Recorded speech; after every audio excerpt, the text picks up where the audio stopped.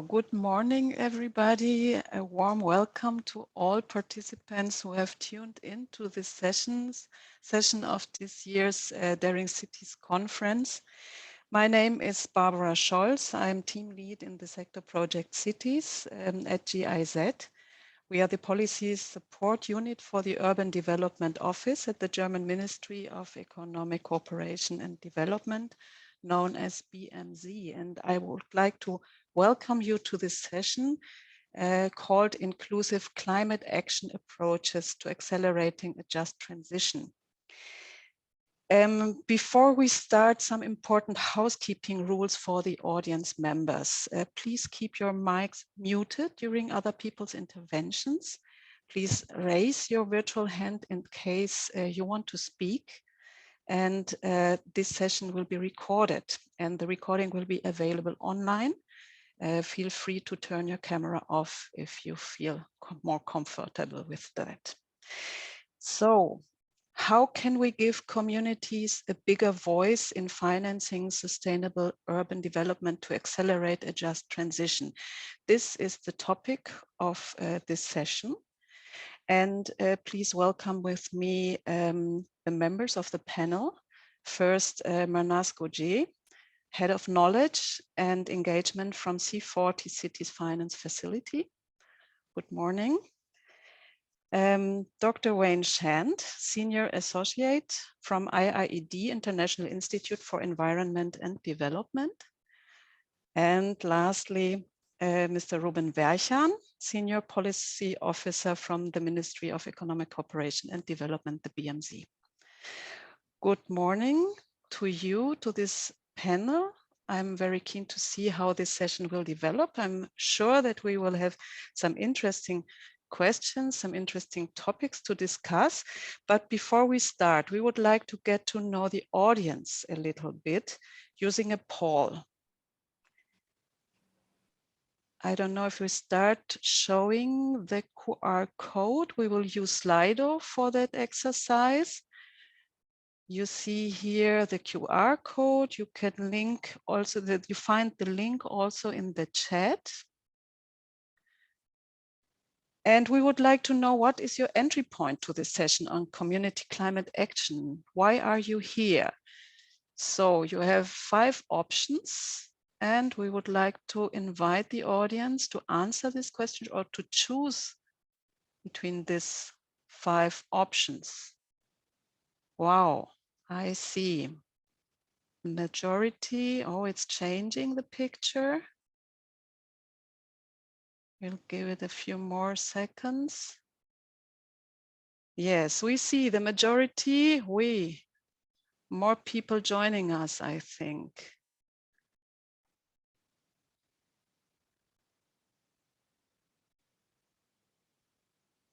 Still changing the picture. Joanna, you tell me when you close the poll so we can have a look at the results. We see a lot of people working in urban planning, a lot of people also. Yes, great, thank you very much. So we see the audience, the majority is working in urban planning. An important group is working also on community action and community engagement and in project preparation. But we also have people who just want to learn more about the topic, and a few are also involved in urban development finance. So I think a very interesting audience, a very diverse audience. And I would like to hand over to Ruben. He is from BMZ. He is from the urban division in BMZ. That urban division is in charge of urban development itself, mobility, and circular economy. And prior to this position, Ruben was a senior policy officer in the division of regional development banks and IFAD. In this capacity, he was responsible for the work with the Inter-American Development Bank and the Caribbean Development Bank. He joined the ministry in 2016, and before joining BMZ, he took part in the Young Professional Program of the German Development Corporation implemented by GIZ. He worked on public finance issues in Ukraine and for the OECD. Ruben holds a master's degree in economics for the University of Kiel, Germany, and a bachelor's degree in political science and economics from the University of Münster, Germany. Ruben will give us an introduction on just transition as a strategic priority of BMZ and sustainable cities as a key component of it. So over to you, Ruben. Thank you, Barbara, for the kind introduction. And good morning to my colleagues Myrnas and Wayne, and an especially warm welcome to our audience. Thanks for being here with us today. We are discussing an important question. How can we scale up community engagement in urban development finance to speed up our efforts for a just transition? Before we dive into the discussion, let me kick us off with a few words on our understanding of the concept of just transition here at BMZ and on its urban dimension in particular. For us, just transition means to implement the inevitable ecological transformation of the entire economy and society in a way that is as socially equitable as possible. Simply put, we need to make sure not to overlook people, especially the most vulnerable, when fighting climate change. We need to make sure to leave no one behind. Just transition is one of the 4 strategic priorities for German development cooperation in the coming years. We understand livable and climate-friendly cities as key drivers for a just transition. This is why sustainable urban development is a key action area of our work. Here, we support integrated approaches, taking climate mitigation and adaptation, as well as social and economic aspects into account. Cities are central for the implementation of a just transition because they are places where already today most of the people live, with their share to increase significantly in the coming decades. The places where 80% of global value creation takes place and where the vast majority of the world's natural resources are consumed. Approximately 70% of global greenhouse gas emissions can be attributed to cities. This is why cities are essential and best suited at the same time to reduce greenhouse gas emissions to zero eventually, while initiating an equitable structural change across all relevant sectors. These structural changes need to happen in collaboration with local civil society, businesses, and academia. A just transition will lead to new employment opportunities, such as green jobs, before we hopefully transition to a post-work society anyways in the near future. Workers previously specialized in carbon-intensive sectors will have the possibility to switch to new jobs, which are not only less environmental damaging, but also healthier, more fulfilling, and better paid.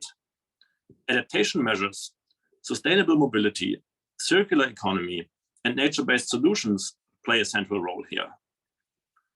Summing up, cities are places where a large part of the world's primary energy and natural resources are consumed, where relevant sectors are located, and where new jobs are created. They offer the opportunity to implement social equality and climate neutrality together across all sectors. Therefore, it is at the city level where the just transition needs to start. But a just transition cannot happen without finance for a green and sustainable transformation of cities. There's an enormous need for green and resilient infrastructure projects to be implemented at the city level and at a smaller scale at the neighborhood level. Independent of the project scale, communities need to be included when we talk about financing projects. As mentioned in the beginning of my intervention, we need to make sure to leave no one behind in our efforts. One approach is community-based finance, where funding for urban development is directed to and through local civil society organizations.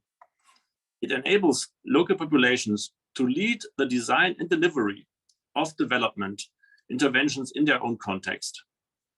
This allows to better reach the most vulnerable in the city, increase the effectiveness of aid, because local people know their context and needs best, and also to create ownership of programs. These advantages are key drivers for a just transition in cities. And this is why I look forward to our two guest speakers today, who will present their approaches on how to include communities in these processes. I'm looking forward to learning from IIED and CFF, as well as our audience joining online, on how we can better include communities in financing urban development and accelerate a just transition. I very much encourage you all to join in our discussion today. And with that, I would like to thank you and hand back to you, Barbara. Thank you very much, Ruben. Thank you very much for these insights and these orientations. We heard that inclusive climate action is a way to speed up urban transformation towards a sustainable future for all. And the question is how to harmonize climate and development goals, leaving no one behind, as some key words from your introduction. And we see how it is, we think we will discuss more about, in this session, more about how to connect financing with planning and social engagement. So thank you very much, Ruben. And we will have afterwards in the panel more possibilities to ask questions to Ruben. So I would like to hand over now to Mernaz. This is the first of our two technical inputs. We will start with Mernaz Goji, Head of Knowledge and Engagement from C40 Cities Finance Facility. Mernaz is an urban development professional with over a decade of experience working globally on the nexus of cities, climate, and socioeconomic development. Prior to joining the C40 Cities Finance Facility and the Climate Action Implementation Team, she was leading C40's work on inclusive climate action planning.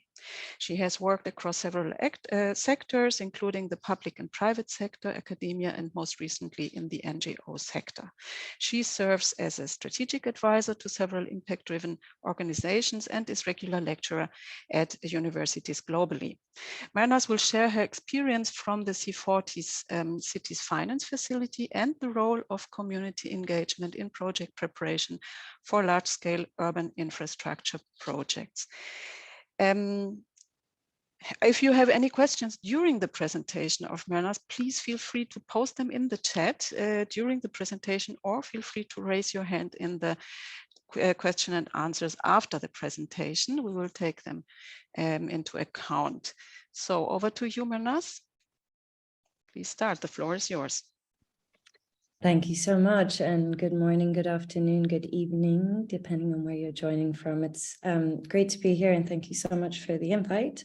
As Barbara mentioned, I'm going to speak to you a little bit about our experience within the C40 Cities Finance Facility on the topic of green and just transition, with a particular focus on community engagement. For those of you, I saw from the poll that there is a kind of mixed bag of people today with us. So just for those of you who might not know what the CFF, or the C40 Cities Finance Facility, but which from here on I'll refer to as the CFF, is, we are a project preparation facility that really helps bridge the gap between cities and finance. We do that through providing support to cities to develop their climate action projects for financial readiness, and hopefully to link them to finance ultimately. We have been funded by BMZ, the UK government, and previously the Children Investment Fund and USAID. And in this phase that we're embarking on now, we are again generously funded by the German, the UK, and the French Development Agency. The CFF is a joint implemented program. It's together with C40 Cities, which is a mayoral network. So I represent C40 Cities. We're a mayoral network that works with 96 of the world's mega cities directly with their sort of political officials and administrations. And we do this project in partnership with GIZ, which is a German development agency with deep skills and experience in technical assistance. So the complementarity of this partnership is what has really brought to fruition some of the stuff that I'll talk to you about shortly.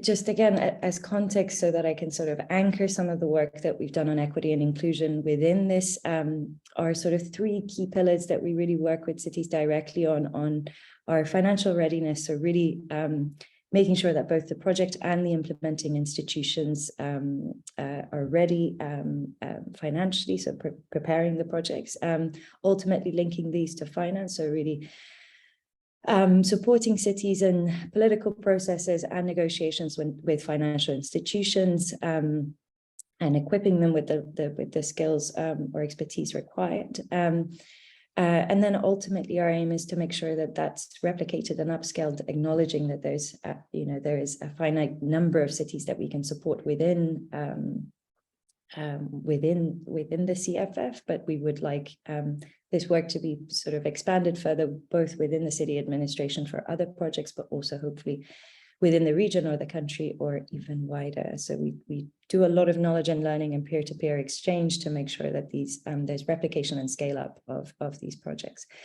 Some of the priorities that we have within the corporation are around, as I mentioned, the project preparation being one of the key pillars, building the capacity within the cities is another, but a really key pillar that we've been focusing on since, I would say, the inception of the program, but more so in this current phase, is focusing on equity and inclusion in climate action projects.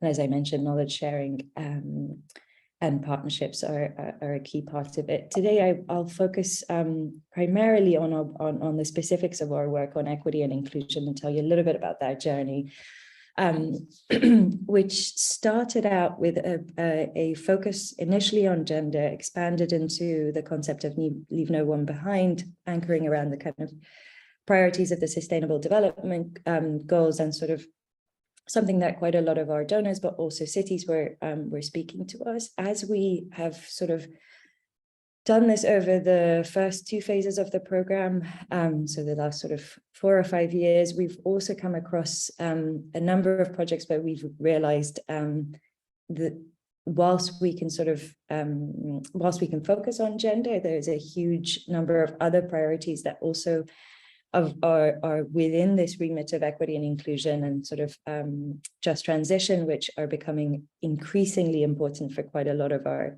mayors and for a lot of these projects. And there are projects that actually require us to provide more focus and sort of thinking around this. And also we're trying to apply an intersectional lens to understand the intersectionality between some of the issues related to informality, disability, income levels, and gender collectively, as opposed to one. So I'll speak to you a little bit. I wasn't here for the last phase of the CFF where the focus was purely on gender. So I'll speak to you about what I have sort of tried to bring into our program a little bit, this broader lens on equity and inclusion, and how we're trying to sort of transition that from what cities are doing within the planning context into implementation.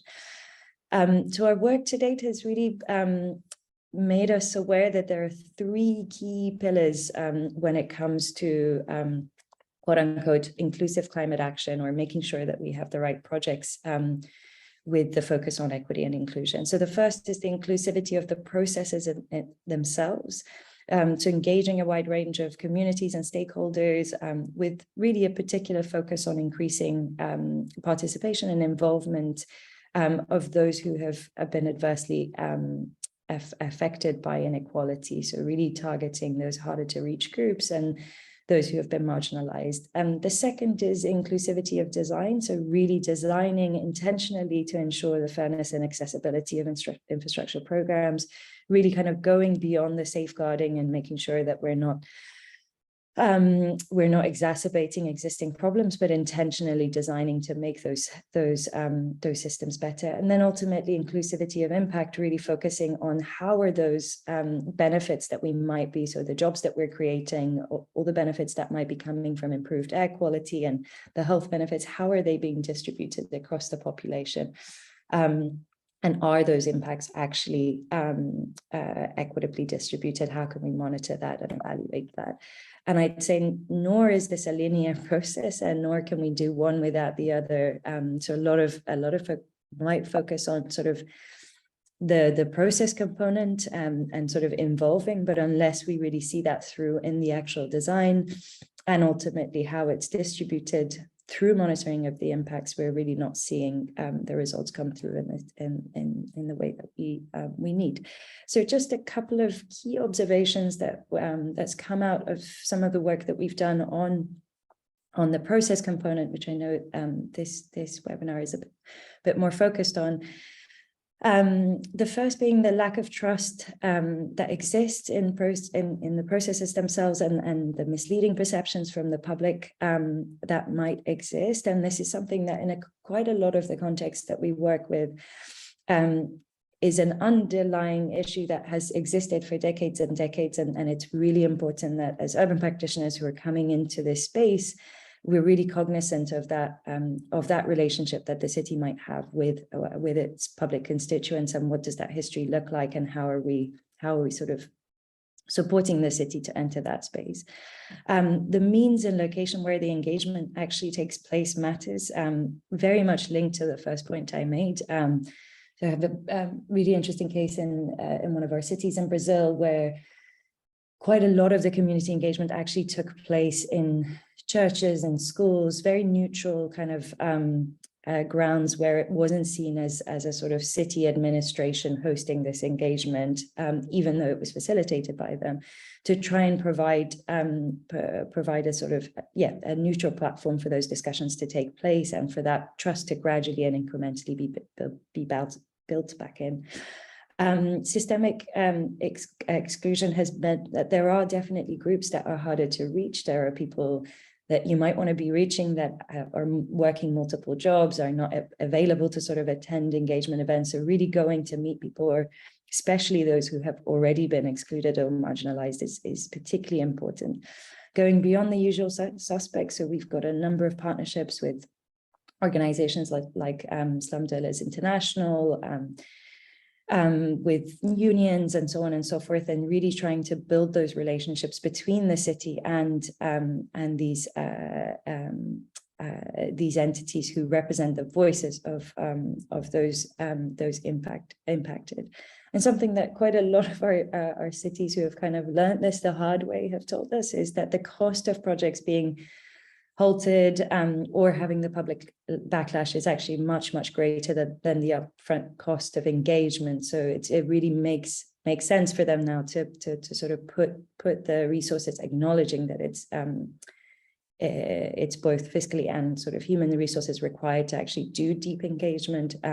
But quite a lot of our cities already expressing to us that the cost kind of outweighs what you then have to pay if the project was to be stopped.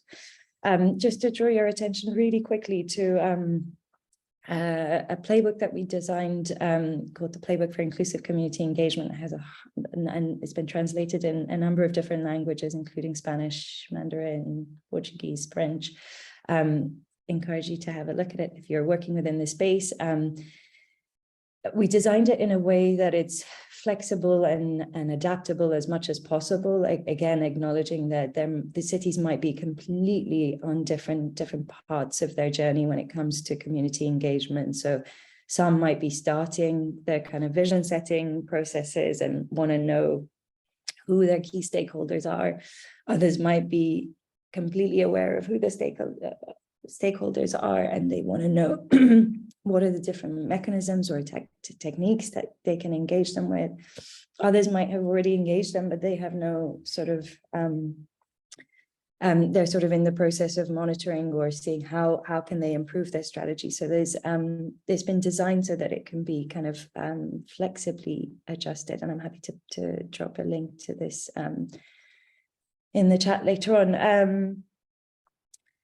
Some of the activities so to kind of zoom out of the community engagement component, as a project preparation facility, some of the activities that we're doing to sort of mainstream equity and inclusion in climate projects are making sure that when we're setting up project implementation units within the city or together with the city assigns an equity and inclusion focal point to be that voice within that kind of steering structure of the project. as I mentioned, sort of engaging, ensuring that cities are engaging directly local and frontline communities so that they are informed about who it serves and who it doesn't serve. We provide quite a bit of training to city officials on community engagement and best practices that have been sort of rolled out across the world. Being a city network, we have the luxury of being able to draw on some of those skills, but it's really important to note that as a project preparation facility, we do not directly engage communities ourselves. So we facilitate for cities to be able to do that directly. Again, providing tools, guides, and resources, as I mentioned, the playbook being one of them, and so some of the kind of key tools that we've developed as part of that. Developing socioeconomic assessments for the project so that we have a good understanding based on data on what those might be. We did quite a bit of benefits modeling to make sure that we understand what the kind of quote unquote co-benefits, or what the wider benefits on the economy, on jobs, on health, air quality, etc. are, and how can we maximize that, or how can we use it as a political case to really make the case for scaling up some of these projects within the city. And of course, using indicators that we can monitor and evaluate the process. And in particular, over the last couple of years, we've been trying to focus on really considering what are the equitable finance options that are available for financing that particular project. I won't spend a long time on this, and hopefully these slides get shared later on, but just to kind of give you a snapshot of some of the key activities that as a project preparation facility we do, so all the way from the way in which we select our cities to getting them started and then embarking on the kind of technical journey with them until we get to link to finance. And really, in order to be able to make sure that this is an inherent part of what we're doing, and it's not being thought about right at the beginning and then dropped off later down the line, we've really tried to mainstream this equity and inclusion component and stakeholder engagement across all the pillars of our work. So it starts out from when we're selecting the city, so we have criteria around how we assess the city on the contribution to equity and inclusion. We're very aware from the outset of these challenges, or how the project is mitigating those challenges. We build that into our capacity development and knowledge and training that we provide to the cities. As I mentioned, there's the steering structures, the assessments that we do, the cost-benefit analysis and the financial options analysis that gets undertaken, and then the wider benefits that come from the project. So you could see that it's something that really runs across all the pillars of our work deeply. So just to kind of wrap up, the sort of conclusion is that the cities are incorporating equity and inclusion into their climate action plans, and I'll definitely refer to a couple of examples that we have. They're doing this through, as I mentioned, mainstreaming equity and inclusion throughout the project life cycle. So everything from stakeholder engagement all the way to design, project design and impact.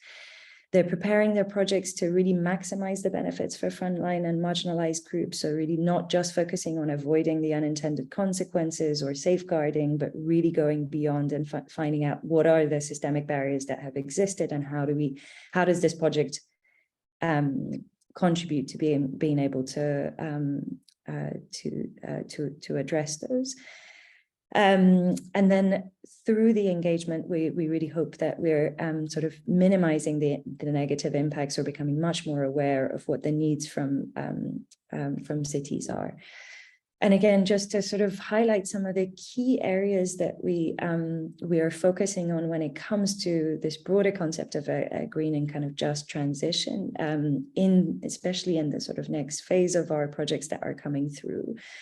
The first being that we're really focusing on creating new jobs within an inclusive economy, really focusing and working with cities on offering career paths away from high carbon sectors, and really reskilling is a really key part of this process. So again, really focusing not just on the creation of green jobs, but who's actually receiving those jobs, what kind of training is required to make sure that people can adequately obtain those jobs. Working towards resilience and equity by providing really the fundamental public services for everyone. Quite a lot of the projects that we work on, from from electric mobility to cycling to waste, are foundational public services for the city. So really focusing on who's being served by these projects, and are they, if we're having a new bike lane, are they really in the areas where this is most needed? Taking conscious action on delivering improvements on health and well-being, especially in light of COVID and the direct impact that has on individuals, and considerations around health equity. So everything from improving air quality to really focusing on nature-based solutions, reclaiming streets, giving back public space to people. And then, as we've talked about, sort of collaborating and engaging with the residents, with the communities, with the workers, to really understand what is it. So our work on Just Transition focuses a lot on working with unions to really understand what is the voice of that particular sector that we're embarking on, and how can we work with them rather than against them. I'll sort of pause here. I just want to maybe just tell you a little bit about a couple of projects that we've been working on over the last couple of years, that have come to fruition, have come to finance and implementation, just to show you how this theoretical sort of description that I've provided has manifested into the projects that we're seeing on the ground. So in Bogota, which is one of the cities with the largest number of bike trips in Latin America, we've recently implemented a 3,300 unit bike sharing system that really puts inclusion, access, and gender equality at the heart of zero emission mobility. This is done through 150 bikes that have child seats, for example, 150 bikes that are accessible to wheelchair users. There's a 20% discount for low-income populations, for example, and a whole host of other stuff. Similarly, in Guadalajara and Jakarta, we have a new fleet of electric buses that's now on the ground. In Guadalajara, this is serving an estimated 20,000 trips per day. And really, the focus has been improving the connection between the low-income neighborhoods and providing sort of access to the economic centers. And making sure that the underserved sort of parts of the city have access to public transportation means. And then switching from mitigation projects into adaptation, in Etequini in Durban, we have a citywide transformative riverine management program that's being implemented, and it's ultimately yielding up to 1.6 billion in societal benefits from some of the studies that we have done. And in particular, we're expecting about 16,000 permanent jobs to be created as a result of this. And again, working really directly with the city and their constituents to make sure that those jobs are not only green jobs, but green and equitable jobs. I think I'll leave it here and hand over back to you, Barbara. I hope I didn't go over time. Thank you. Yes, thank you so much, Mernas, for these insights and for sharing your approach and your methodologies, tools, and also the impacts achieved by C40 CFF. I would like to open the floor for questions from the audience. Victoria, are there any questions in the chat? No, Barbara, we have no questions in the chat at the moment. Yes, so I would like to invite the audience to do so, to lift your hands if you would like to ask something, or to share your questions in the chat. But from my side, what is your experience, Mernas? Maybe one short question. What is your experience in reaching residents in informal settlements? You said in your presentation how that a specific task or challenge is really to go beyond the normal intermediaries that are normally involved in this kind of planning processes. How do you reach them really directly and establish a dialogue with them and incorporate them in the processes? You mentioned Bogota, so a very conflictive city or complicated city. So maybe you could share some experiences from that in that aspect. Of course, yeah, and apologies, not all of the experience that I'll speak about are CFF specific, but definitely the work that we've been doing with cities. So C40 being a climate organization, CFF being a sort of a program within that, we are very cognizant of the fact that we know cities very well and we know climate really well, but we definitely don't have the expertise when it comes to exactly engaging, for example, with informal settlements, with unions, et cetera, et cetera. So as I mentioned earlier, one of the things that we've done is establishing partnerships with Slum Dwellers International, who have federations across a number of countries, and work directly with municipalities, sometimes alongside them. Sometimes those relationships are tenser than we would like, and we play a sort of facilitation role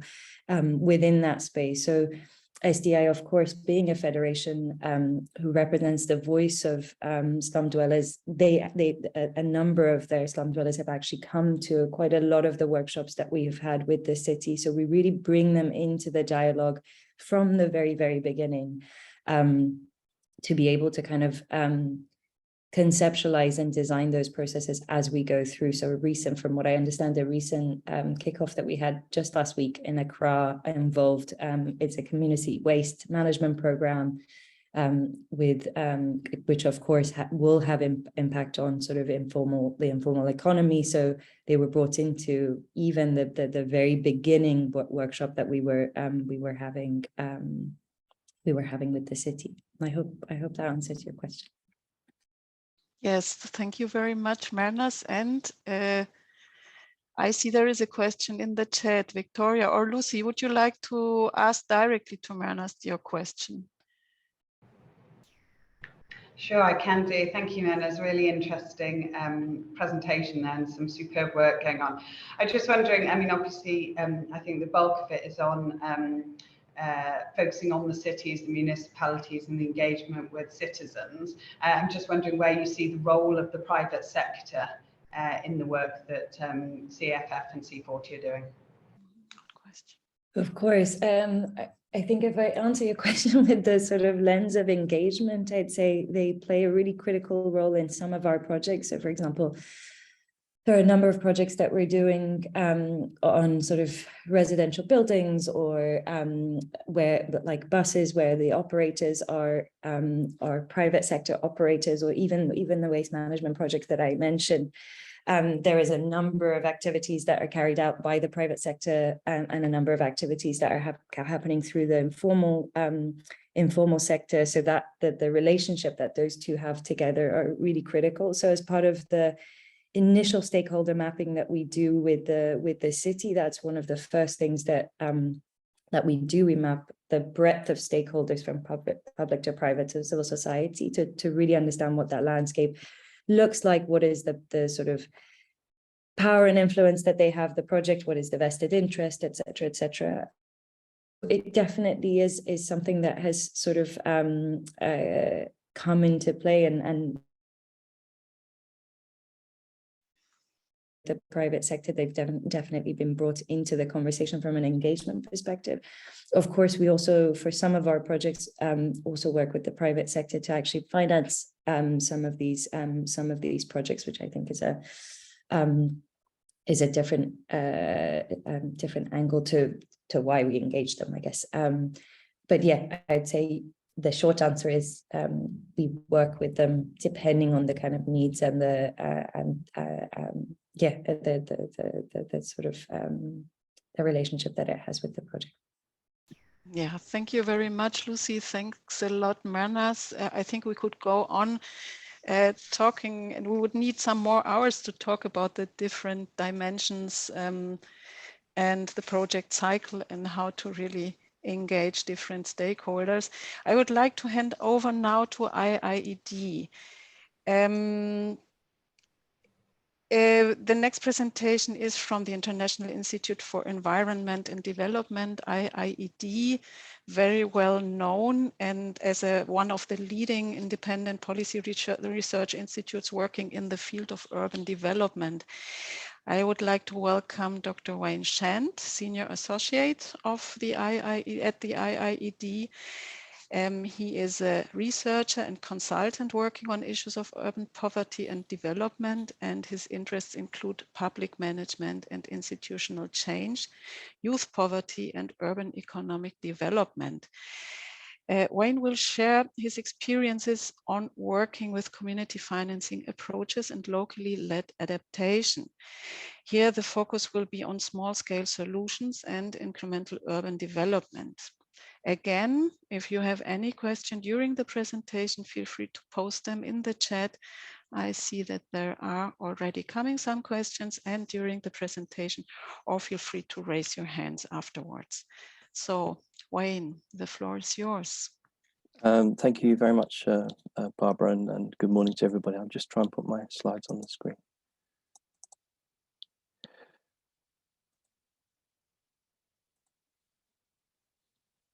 Okay, hopefully everybody can see that. The presentation now is looking at community-based finance and its application to urban development and locally led adaptation to climate change. I guess the starting point for this discussion of CBF is recognizing that development and climate finance need to change. And they certainly need to work differently to accommodate rapidly changing economic conditions globally and the impacts that those conditions have on the level of donor finance that's available. But also the sort of growing complexity of urban environments and the importance of including grassroots engagement and public ownership within processes of change, and much as Mehmet was mentioning earlier. And also, I think to change the finance system to build in sustainability, to take a central focus on locally led and incremental approaches to improving urban environments that embed sustainability over the long term. So we have been working with GIZ and BMZ over the last 12 months or so to explore some of these issues in relation to German development cooperation and funding. And we've been looking specifically at the implications of a greater use of community-based finance by German government. So I'll just try and put a copy, a link to the report that we've, let's undo that later. I'll put a copy of the link to the report that we produced in the chat, and people can access that, and that will explain a little bit more about what I'm talking about now, but also some of the examples that I'll come on to. But as part of this project, we've tried to develop a fairly loose definition of community-based finance that's able to reconcile the various forms and approaches that are currently being used globally. Where funding might come from various and multiple sources, including public, private, and community savings. And we've seen community-based finance in the report as an inclusive framework rather than a rigid model of delivery, but one that has a number of core characteristics that are sort of set out here on the screen. So the first sort of characteristic really is the question about who has control. And we've positioned CBF as being about devolved and partnership decision-making that is aiming to break down some of the traditional donor-beneficiary power relationships to create structures that are more equal for development, urban development and climate change adaptation. The second sort of aspect is around recognizing whose knowledge is important. And again, I think CBF has a role here to try and highlight and value local experience and leadership, and to recognize the importance of those aspects in terms of successful and sustainable local development. And thirdly, I think we've looked at CBF as something that should be defined perhaps by its impact. So beyond the funding itself, CBF should be creating a precedent for institutional change to move beyond the sort of project-based activity to actually find a way to include communities in mainstream decision-making rather than just on one-off occasions when funding might be available. In the report, we make a case for CBF and the benefits for both donors and communities. And I think as touched on by Ruben earlier on, the foundation of this really is around how we work towards a just transition in urban settings. And in the report, we focus on sort of three key aspects of this, three key benefits for communities and donors. The first is around the importance of inclusion, of course, with CBF providing a means to offer greater access to development and climate adaptation for those communities that are both affected by the risks of climate change, but also the communities that are impacted and may benefit from investment. So again, as Mehmet was saying, sort of including people throughout the process as key stakeholders. The second aspect is around the effective use of resources. So in contexts where often government budgets are under pressure and the total resources in the public sector are significantly less than the expected cost of urban development and climate adaptation targets set out in the SDGs, that managing the additional costs of urban complexity and pooling budgets is a key way in which we can start to both direct some of the activity, but also ensure that there are sufficient resources to be able to deliver the outcomes that we're all looking for. And thirdly, around sustainability and sustainable impact, and really how CBF helps to create long-term structures for local leadership and action that are able to create benefits and reduce risks in the present, but also have the capacity to improve and sustain environments over time. I think in considering some of these issues, we shouldn't underestimate the challenges of moving towards a greater use of CBF poses for both donor organisations and for community groups. As we know, current development and climate finance is designed largely to throw through governmental channels, and challenging this really creates some significant problems in terms of implementing a more inclusive and open approach in terms of donor budgets particularly.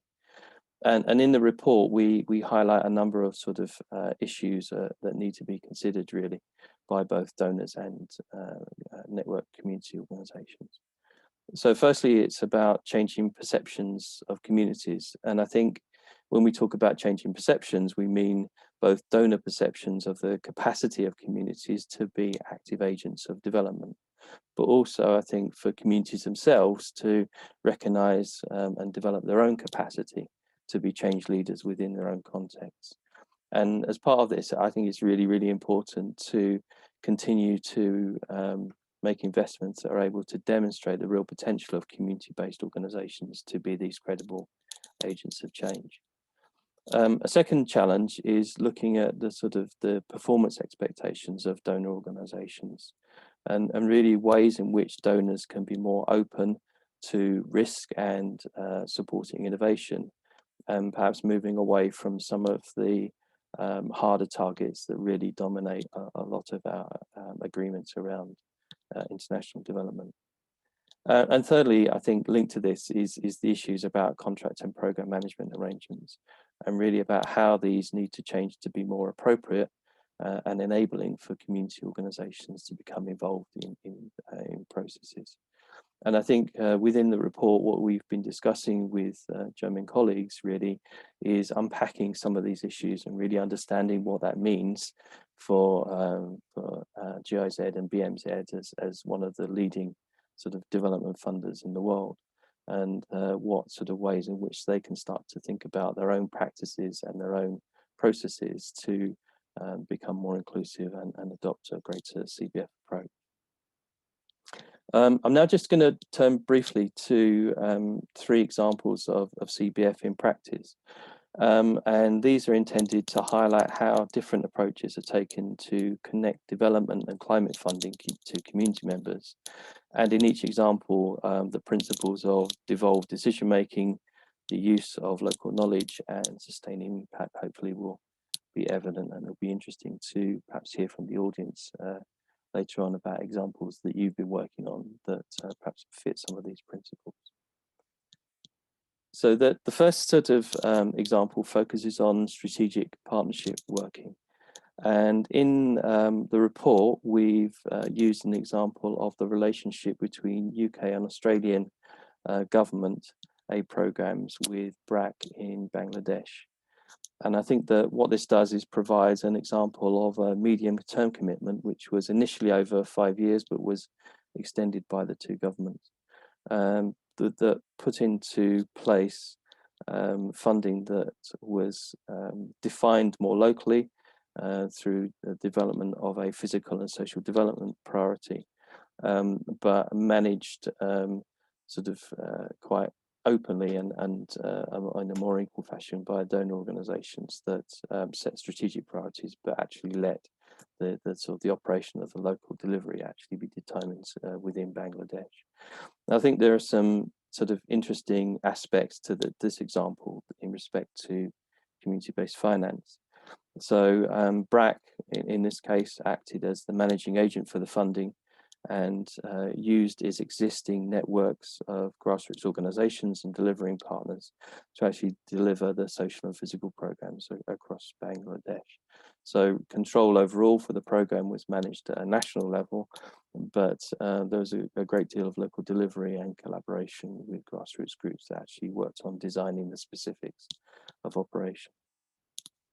I think the relationship between the donor and the operational partner in Bangladesh, provided significant local flexibility in respect to delivery and outputs.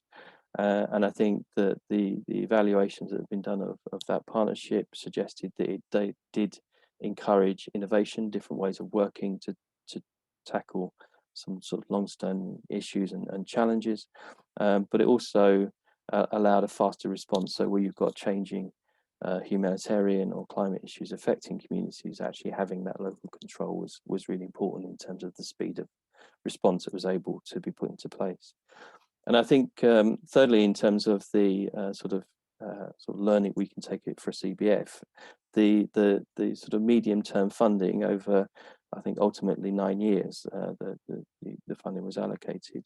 That stability really contributed to strengthening networks of community organisations and the capacity of local groups to behave as development actors. I think that often the sort of short-termism of contract arrangements, really acts against building that local capacity that's needed over the long term to, enhance the ability of local partners to be able to sort of act in this space. The second example is looking at a model of decentralized climate finance for locally led adaptation. So examples from Kenya, Tanzania, Mali, and Senegal have decentralized finance provide a model of devolved budgets to local government and through them to communities. And I think of interest here for CBF is how local authorities and communities are working together to co-produce solutions to climate change. So while they have discrete roles within their partnerships, there's very much a shared approach to planning and delivery of local actions that draws on both the sort of technical capacity of local councils to implement change, but also puts at the centre local knowledge of communities to try and plan investments. So I think the sort of fairly recent investment by the World Bank through the Blocker program financing locally led climate action in Kenya provides a sort of a really positive sign of a major donor buy-in to this form of community planning and investment to address climate risk in the environments, and also sort of looking ahead to tackle some of the livelihoods and well-being impacts from climate change as well. And I think that while this modelling in Kenya is largely focused currently on rural areas, the framework itself and the experience that they're generating is also applicable to urban areas as well. I think one of the issues, again, sort of touching on what Mehmet was saying before, is that I think that there is a sort of growing awareness and support globally for more locally led approaches to climate change adaptation, but I still think that there are major gaps in terms of how that's implemented in practice. I think both from sort of governmental perspectives in terms of the systems and mechanisms that need to be put in place to have greater involvement and more equal consideration of the knowledge and the support that can be gained from involving communities, but also from communities themselves about how they actually organise, mobilise their interests to become part of this. And so, you know, resources like the C40 playbook become really important to help, you know, people think through those issues in their own context. The final example I was going to raise, and I think SDI has been mentioned a few times already this morning, so that's really good for them, but is about their Urban Poor Fund International, which is an arm of Slum Dwellers International, SDI, and this perhaps offers a slightly different model from the other two, whereby a network of grassroots federations of the urban poor have worked together to establish a finance mechanism to access global donor and philanthropic funds to channel resources to settlement upgrading. So working through national federations of slum dwellers, UPFI is used to fund or contribute to incremental housing and basic infrastructure schemes in urban centres. And this is intended to meet the demand and priorities that have been already identified by local communities. I think, again, sort of a number of issues fall out of this for CBF, but I think that their emphasis on blended funding with donor, government and community savings, but also perhaps, you know, private sector should be included in that as well, being brought together to really create a pool, a pot of funding to deliver sustainable change over the long term. But also, I think their approach in terms of building local partnerships between communities and city government. So in addition to the flow of finance from donors down to local actors through SDI and UPFI, projects are being used to open up spaces for dialogue and collaboration with city authorities, which we know is essential for, you know, the sustainable delivery of some of these changes over the long term. I think I've finished there, Barbara, and I'll end. Yes. Yeah, thank you very much, Wayne, for this presentation and for giving us insights on how community-based finance could work or is actually working. I would like to first hand over to Victoria, asking the same question as before. If there are questions in the chat, I see there are some comments and a nice dialogue between Niraj and Mernaz. Victoria, could you? Yeah, we have no enlighten us? questions on Wayne's presentation yet. Okay, so I would ask you something, Wayne. Excuse me. When Ruben started with his intervention, he mentioned the necessity of speeding up the activities in order to achieve a sustainable future in cities for all. In terms of the dimensions of community-based finance, I understand that what you presented is really heading towards a paradigm shift and changing how we plan, how we finance, how we take decisions, and how we implement and use the results of urban transformation, infrastructure, etc. And it's very interesting what you showed about SDI and the World Bank, how they took over this or transformed these approaches into bigger bigger fundings. Do you have more experiences maybe you could share with us regarding scaling up this approach and these methodologies to really achieve to really harmonize these small steps approaches with what Ruben called the necessity of accelerating urban transformation?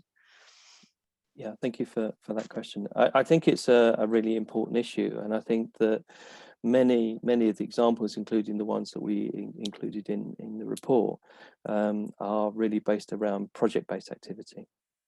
And there is a real challenge here, I think, about how some of these practices are properly institutionalized. So both from donor and governmental side, how the practices of inclusion are actually integrated into the sort of design and delivery of schemes from the outset. But also, as I mentioned, I think for community organizations really to build their own capacity locally and recognize the potential that they have to make a really important contribution. So I think sort of referring back to one of the points that Mehmet's made, that involving communities in informal settlements at a very early stage about development options really can make those schemes deliverable, and is actually a lot more cost effective than trying to resolve conflict later down the line when spaces are trying to be changed or people become excluded from parts of the economy that they rely on. So I think that there is a big issue about scaling up, and I think that one of the sort of big challenges, and hopefully something that we can sort of continue to develop through the work with BMZ, is really encouraging some of the big donor organizations to take a greater leadership role on these issues, because I think until some of those sort of practices are really shifting, then the space for expanding and scaling up some of this is really quite limited.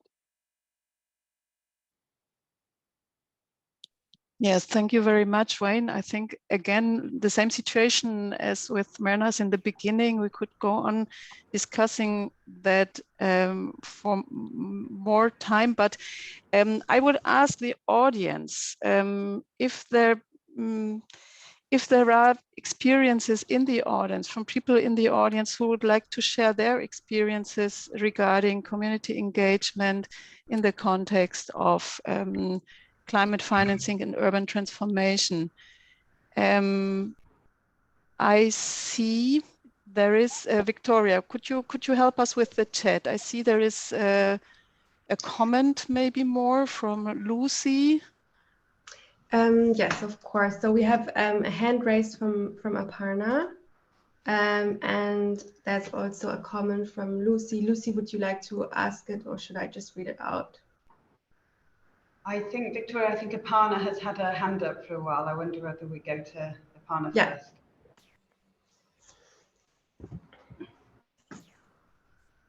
Yeah, hi. Greetings from India. Actually, we are fortunate to have won this Cities Challenge project, and we are implementing that in India.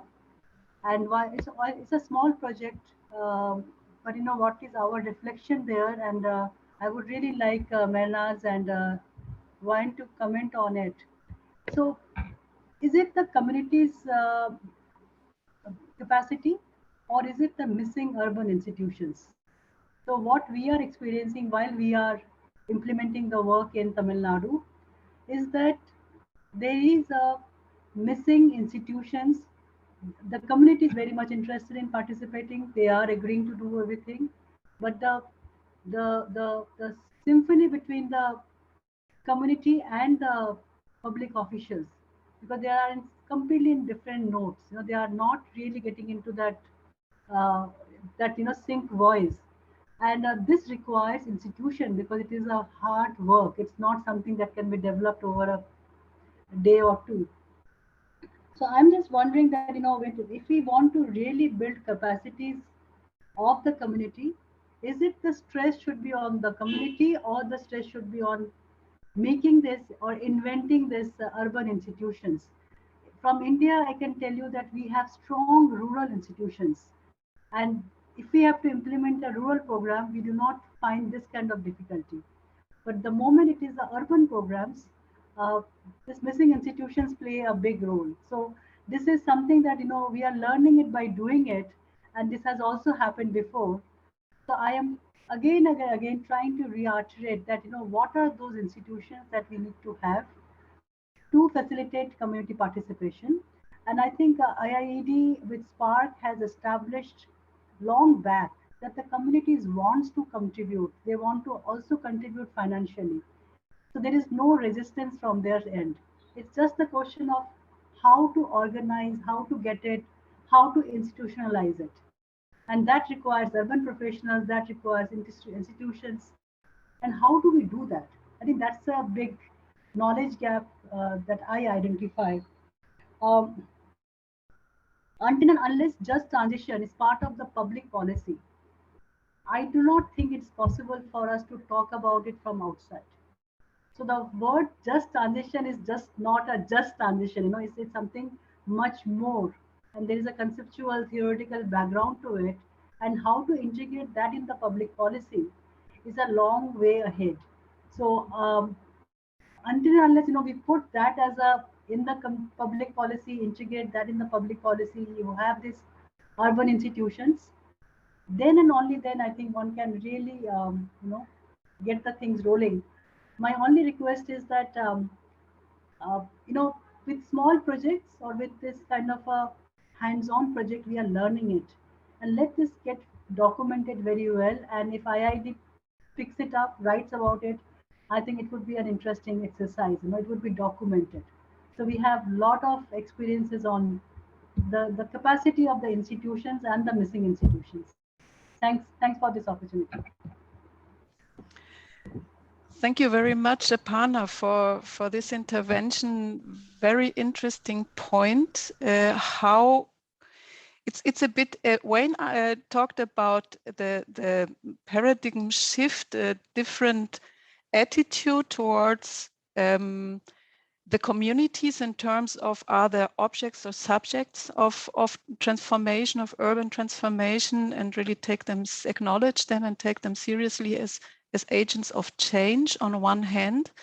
But what does it mean in terms of the responsibility of the public sector? That doesn't change. Or that is still needed. Strong local governments are needed to really absorb or motivate this community engagement approaches. So a very important issue. And maybe to mention one point we were working on this year from GIZ side is about urban development agencies that are in charge of place-based approaches, implementing them together with the community and other stakeholders. That could be something like this missing link mentioned by Aparna. Very interesting point. I see in the chat, or maybe Wayne or Mariners, you would like to comment about that, what Aparna mentioned. I'm happy to come in, but I don't know, Ruben, you have your hand up. Did you want to comment on this? I don't want to butt in. Yeah, thank you, Manas. I haven't seen that hand. But actually, I wanted to raise an additional question, which kind of links to what Aparna was saying, but happy to do that later on.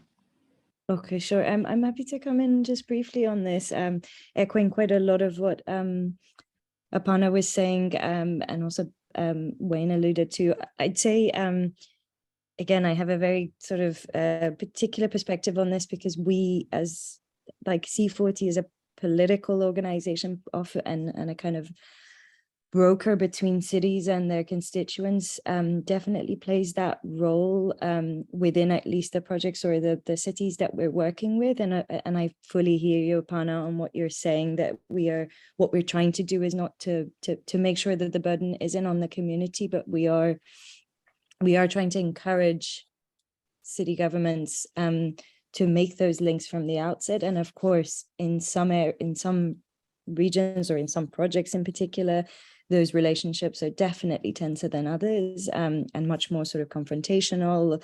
There has been a lot of sort of prehistoric reasons for why that relationship doesn't either exist or that even if it does exist, the trust isn't there, etc., etc.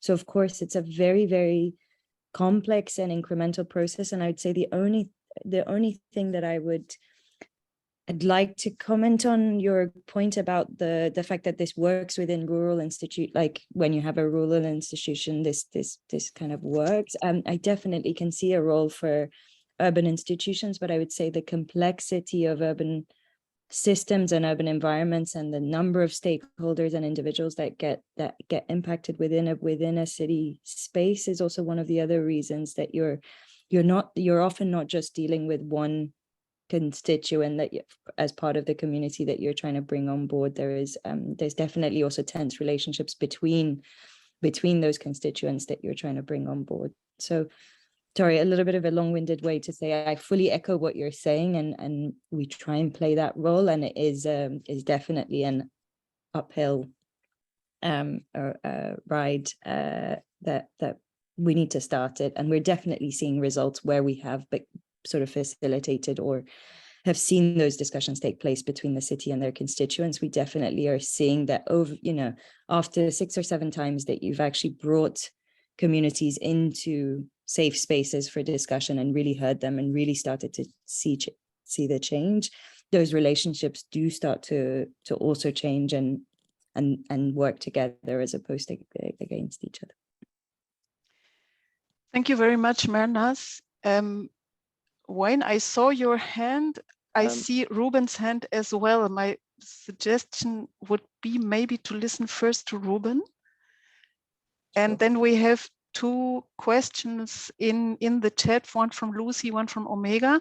And I would like afterwards to give you the word, Wayne, to answer maybe that questions or the comments and to round up with what Mernaz and possibly Ruben are commenting. So first, Ruben, is that okay for you, Wayne? Sure. Okay, thank you. So Ruben, up to you. Yeah, thanks from my side as well. Well, my question is, you very much encouraged donors in your presentation to use this avenue of community-based finance more actively and more broadly. And as you know, official development aid is often linked to a direct cooperation between governments or with the national government of the receiving country. And it is for good reason that we have this mechanism. So I'm interested from the experience that you have with your study, and especially from the example of the World Bank engagement that you mentioned. What are good ways to create or increase the interest of the recipient country's national government to use this kind of community-based approaches and to actually channel money through community-based organizations for development impact? That would be my question.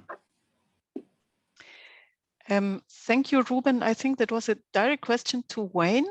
And maybe, Victoria, we could connect that with Lucy's question in the chat, because it's going a bit in a similar direction. What do you think, Victoria? Yes, we can definitely.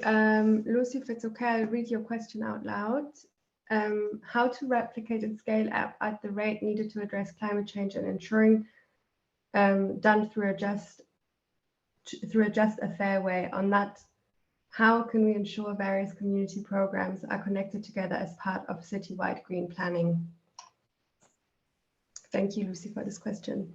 Yeah. Maybe for the interest of time, I also add Omega's question, and then you can address them one by one. How are these community-based developments monitored in the long run? Mm-hmm. So 3 questions for you, Wayne.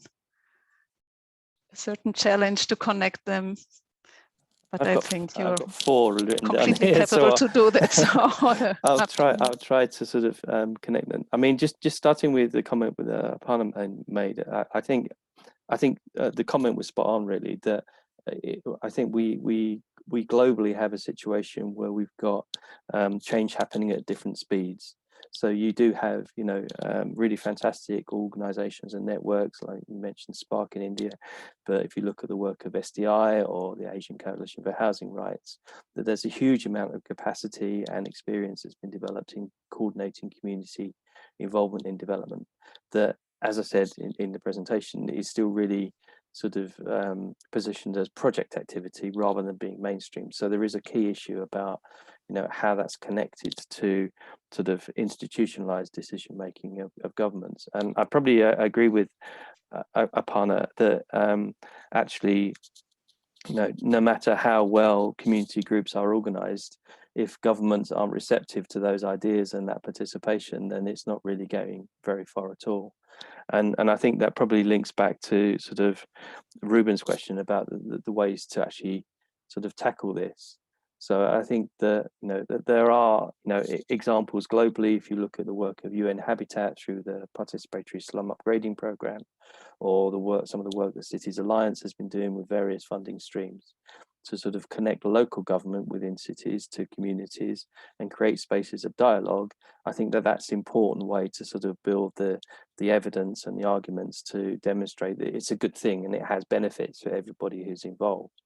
But I also think that actually that the donors do have a bigger responsibility here as well, because I think that, you know, whether it's through bilateral agreements with countries, that there should be more space in that to actually enforce these structures in place, to actually provide a very strong incentive through the finance to, you know, say that governments and their relationships with local governments need to put these structures of participation in place. And I think that probably more than any work that, you know, we can produce through evidence making, that actually that downward pressure, that, you know, requirement from donors to actually say that this is really a key element of what your performance is being judged against, I think that singly would make the biggest difference. And I think the sort of the methodologies and the practices around that, if you look at, you know, UN Habitat or PSP or the work of ACHR in Asia, there's enough experience there and information to be able to inform the methodologies, but the two parts of the puzzle aren't being linked together sufficiently. So that's why we've got these two speeds of work at the same time. I think that the sort of the other question, I'm sure I've missed something out now thinking about it, but in terms of how we sort of monitor this in the long run, I mean, you know, none of us are short of targets and the sort of things that we want to achieve.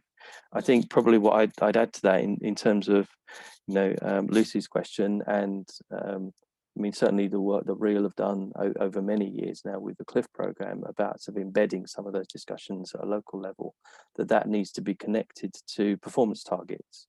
So, you know, having layers of measures that are tracked over time that are about hard outputs in terms of, you know, the value that investment is generating, but also about some of the sort of human development measures as well, you know, about the level of involvement that communities have in decision making, about, you know, how it's affecting health and education and social welfare in places as well. So I think again we have many silos in development, and perhaps one of the challenges is about how we connect some of those issues and, you know, create a set of measures over time that help us to, you know, demonstrate the progress that's been making, but actually to, you know, incorporate both hard physical measures alongside sort of social measures for communities as well. I'm sure that was a dreadful answer for those 4 questions, but hopefully got somewhere near the target. Yes, thank you very much, Wayne. It was a challenge to answer, to connect these different dots in one answer. So thank you very much. We have still some time left for more questions from the audience. I don't see them in the chat. Lucy, I see Lucy with her hand up. So Lucy, over to you. Barbara, I mean, I think you were suggesting that maybe some audience could give some examples of our work. So I wonder if I might take a minute or two to do that. Please stop me if I talk for too long. No problem, I will do that. Super helpful and interesting presentations from everyone, so thank you so much. I just wondered if I could bring perhaps a slightly different angle on community finance from our experience of REAL. And for those of you that don't know us, REAL is an innovator and an investor in green affordable housing in cities across Africa and Asia. So we're sort of joining forces with others to tackle the challenge of escalating housing deficits in cities, particularly, as I say, across emerging markets. And the reality is that we need green and genuinely affordable housing solutions, and we need them now. We need them to be able to scale if we're to secure a just transition. And part of that is very much putting the aim and objective and the aspirations of resilient communities at the heart of that. That's the only way to secure climate smart cities and a just transition. We recognise that a key barrier in unlocking green and affordable housing is the lack of access that low and informally employed communities have in terms of access to housing finance. It's very much assumed that this is too risky a income bracket. their financial capabilities are misunderstood and really undervalued, and therefore they're assumed to sort of not be creditworthy and not investable. So a solution that we're working on is a really exciting IT technology tool called Right Profile, working with a Indian-based tech company, a purpose-driven tech company, so private sector, but delivering a solution that ultimately is about a full alternative credit assessment. So it's not relying on conventional credit assessment for understanding low and informally employed clients and communities. It's looking at totally alternative data points and using machine learning and AI to understand their bankability, I guess. It's proven in India, and we're at the moment looking to roll it out in Kenya. I really urge people to sort of have a look at this Right Profile tool, super exciting. And we're tying it to the construction of green homes in Kenya. So what we see this as in terms of linking to a just transition is that for the first time, people, informally employed people, are beginning to access the formal finance sector at a scale needed for housing, new housing development.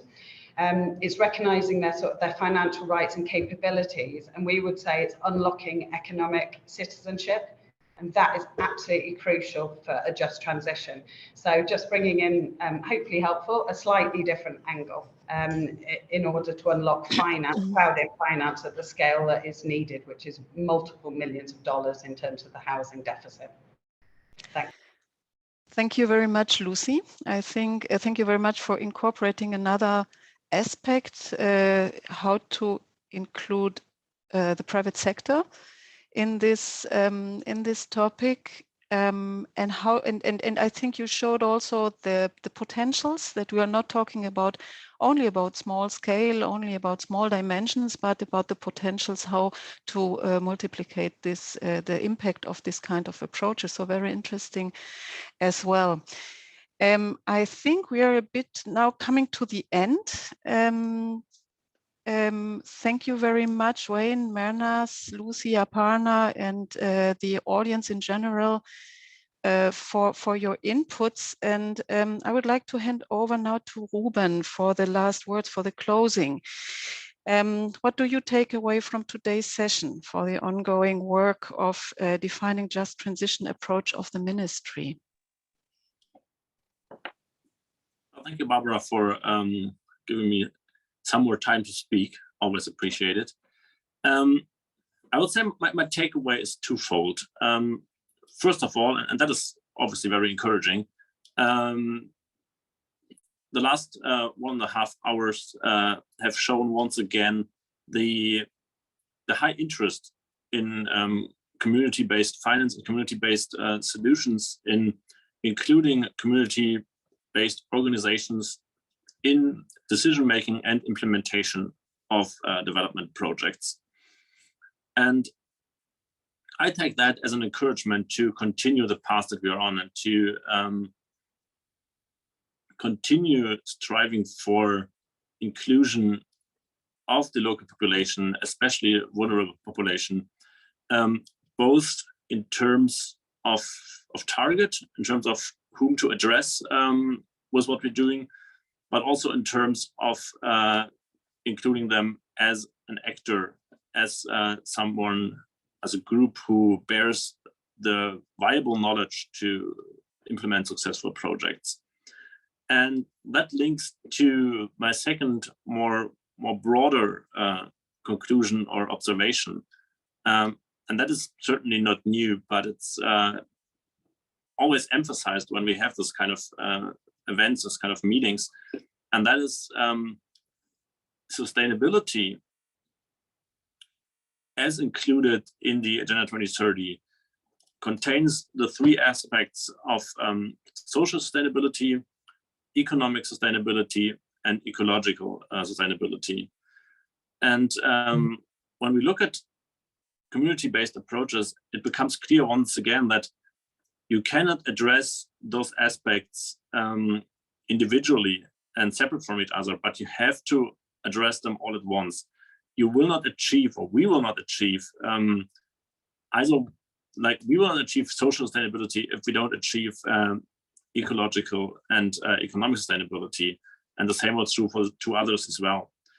And at the same time, sustainability applies, from what we've heard today again, as much to the result of our efforts as it applies to the process.